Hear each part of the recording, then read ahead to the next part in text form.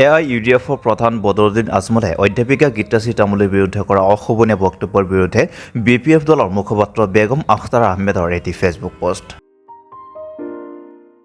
Doctor Gitashree Tamuli সম্পৰ্কে মন্তব্য দিবলৈ গৈ প্ৰাক্তন সাংসদ মৌলানা বদৰুদ্দিন আজমল চাহাবে প্ৰদান কৰা বক্তব্য সমগ্ৰ নাৰী জাতিৰ বাবে অপমান। ডক্টৰ গীতাশ্ৰী তামুলী এগৰাকী সন্মানীয় অধ্যাপিকা আৰু সাহিত্য সমালোচক ৰূপে ৰাজ্যৰ বিদ্যুৎ সমাজৰ আটাইৰে পৰিচিত ব্যক্তিৰ হোৱাৰ সমান্তৰালকৈ এগৰাকী দায়িত্ববান মাতৃ, পত্নী, বিদ্যুৎসাহী আৰু প্ৰজ্ঞাশীল সাহসী নাৰী। বদৰুদ্দিন আজমল চাহাবে গীতাশ্ৰী তামুলীৰ বিষয়ে কৰা মন্তব্য সম্পূৰ্ণ অশোভনীয়, অপমানজনক আৰু গণতান্ত্ৰিক সমাজৰ মূল্যবোধৰ বিপৰীত। এই ধৰণৰ মন্তব্যই মহিলাৰ সন্মান আৰু সমাজত নাৰী সন্মানৰ ক্ষেত্ৰত এক নেতিবাচক প্ৰভাৱ পেলায়।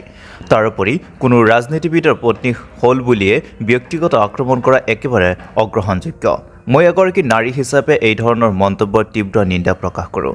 ৰাজনীতিৰ ক্ষেত্ৰত মতভেদ থাকিব পাৰে, কিন্তু ব্যক্তিগত স্তৰত এনে আক্ৰমণ মহিলাৰ সন্মান আৰু নৈতিকতাৰ ওপৰত প্ৰত্যাহ্বান সৃষ্টি কৰে।